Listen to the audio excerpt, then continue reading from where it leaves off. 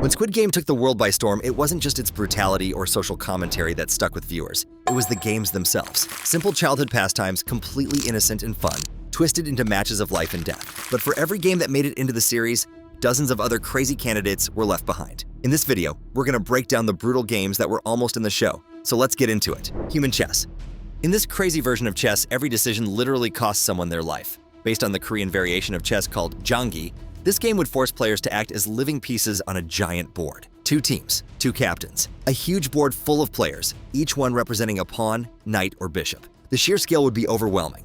Imagine a football field-sized board with hundreds of contestants arranged in perfect formation, each wearing uniforms that correspond to their piece on the chessboard. Here's how it would have worked. When one piece is captured, that player is instantly eliminated. No second chances, no dramatic buildup, just sudden, swift, and cold execution. The guards would execute captured pieces with brutal efficiency, dragging bodies off the board like discarded game pieces, leaving only stains of blood full of emotion behind on the board. Now imagine we have Gi-hun, a man who once tried to save lives, suddenly being forced to order the deaths of his teammates just to advance the game. This becomes calculated psychological warfare, the kind that tears someone apart from the inside. The captains would be isolated in elevated platforms, forced to watch through barriers as their commands result in the immediate deaths of those they know and care about. They'd subconsciously memorize the faces of every person they're about to sacrifice, making each move a personal betrayal that could haunt them for years or even decades, forming intense PTSD like Gi-hun experienced after winning his first tournament. The game would stretch for hours, with players forced to stand motionless in formation while waiting for orders that could mean their doom. According to some fans, the murals in the players' dorm match the layout of a jangi board, but it's always been a pretty wild theory. The trolley problem. Few games explore morality with the sheer cruelty of the trolley problem. One person stands at a switch. On one track stands a friend or loved one. On the other lies a group of innocent strangers. No matter what you do, someone dies. In this Squid Game variation of the classic moral dilemma, one player is given the power to choose who lives and who gets crushed under the wheels of a speeding train. The tracks split, but the ghastly consequences stay the exact same. The player would be locked in a control booth, forced to watch through reinforced glass as real people are tied to both tracks, unable to run forward to save them. The train approaches at high speed, and they have exactly 60 seconds to make their choice. Lingering on a decision too long will result in the mass elimination of everyone involved in the current round, while any choice made will ultimately carry immense pain and regret. This game is brutal, but not just because of the death involved. The real cruelty is how it traps the player in a moral cage. It forces them to carry the weight of a sin they can't possibly avoid: murder. For someone like Gi-hun, who entered the games to save people, being forced into this impossible scenario would challenge the core of his identity and could break him completely. Choosing to act is murder. Choosing not to act is also murder. The game strips away every justification, every rationalization, and forces the player to confront the ugly truth that sometimes there are no good choices in life, just a lesser evil. The mental and psychological aftermath would be completely devastating. Survivors would be haunted not just by what they witnessed, but by the knowledge that they actively participated in choosing who lived and died. The game would likely include multiple rounds with different configurations. Sometimes it's 1 versus 5, sometimes it's a young man or woman versus elderly strangers, and sometimes it's someone you've grown close to versus people you've never met before. Fans speculate this could even have been a kind of flashback, one that shows how In-ho, the current frontman, was forced to ruin his morals, leading to him becoming who he is now. A cruel test that taught him one lesson: no matter what choice you make, blood will follow, because life isn't fair. Monkey bars.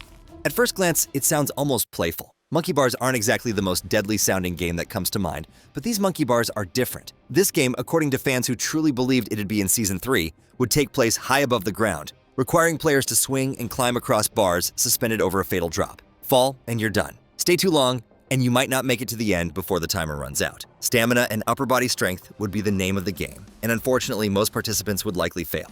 The course would be designed with deliberate torture in mind. Some bars would be spaced just far enough apart to require maximum effort. Others would be greased or heated to make gripping them nearly impossible. Weather conditions would change in the arena mid-game, like sudden drops of rain to make everything slippery, or wind strong enough to throw players off balance. But the nightmare gets worse. Some theories suggest that players would be given weapons like tasers, sticks, or batons, and would be allowed or even encouraged to sabotage each other mid-game on resting platforms. These platforms would be strategically placed every few dozen bars, creating natural choke points where desperate players would cluster. Imagine being just a few bars away from making it across to the end, only to be shoved or electrocuted off your checkpoint by someone just a little bit more desperate than you, and then plummeting into nothingness. It would be a ruthless test of upper body strength, balance, and psychological warfare. Elderly players, injured contestants, pregnant women like player 222, they'd be walking into a death trap from the first second with no chance. But that's what makes it too dark to really take place. What's terrifying is how this game would naturally divide players into survivors and liabilities, not because of skill, but because of biology. Some were simply born to die. 2 dolls, 1 deadly game.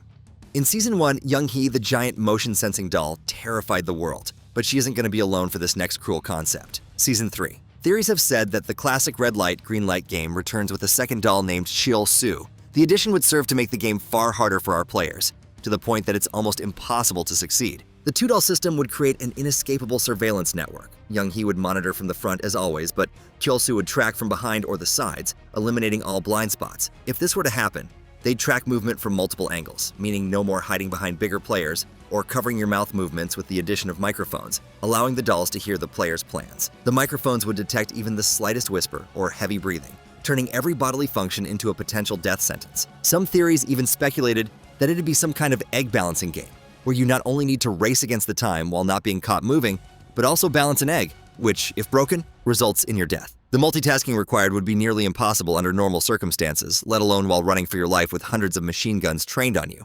Other fan theories suggest a Jack and Jill twist on the regular game, where pairs of players must run up a hill, fill a bucket, and carry it back down while racing against the clock without spilling a drop, all while obeying red light, green light instructions. The physical strain, the stress and panic, and even the level of teamwork needed would make the stakes insanely high. But there's one thing that fans forgot. Jack and Jill are a Western duo. There's no notable Korean variant, so it's been a dead theory from day one. Truth or dare.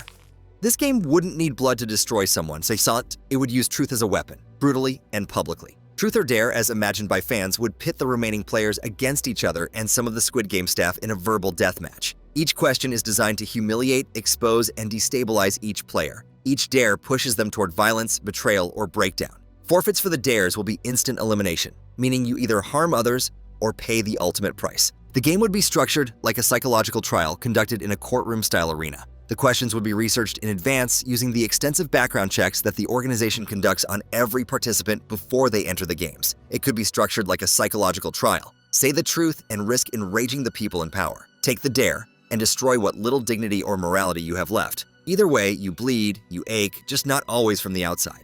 This game would especially hit hard if the staff were asking questions about the games themselves, or intimate details from a player's past. Why did you let someone die? Why didn't you vote to stop? Would you sacrifice your child to win? Will you do so now? The questions would get progressively more personal and devastating, designed to break down every psychological defense the players have built. The dares would be equally cruel, forcing players to betray allies, reveal others' secrets, or perform acts of humiliation that strip away their humanity. It's a wacky idea, but one that could have worked since Squid Game isn't always about physical trials. Some of the most devastating moments come from watching characters compromise their morals and betray their values. Capture the flag.